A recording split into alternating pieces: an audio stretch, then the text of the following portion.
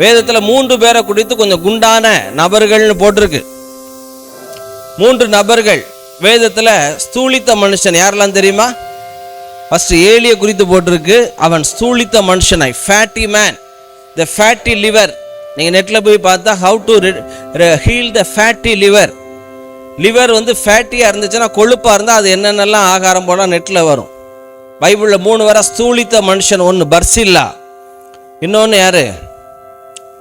Eli, இன்னொன்று பார்த்தா எக்லோனின் ராஜாவாகிய ஏகுத். இவங்க 3 பேரையும் பத்தி பைபிள்ல போட்டிருக்கு. ஸ்தூலித்த.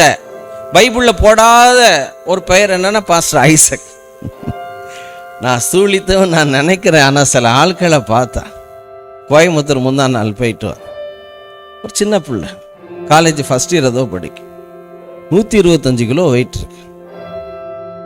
ஆண்டவரே சோதரம் சோதரம், என் வயிற்றுல கை வச்சே சோதரமா, சோதரம் ஆண்டவரே சோதரம்.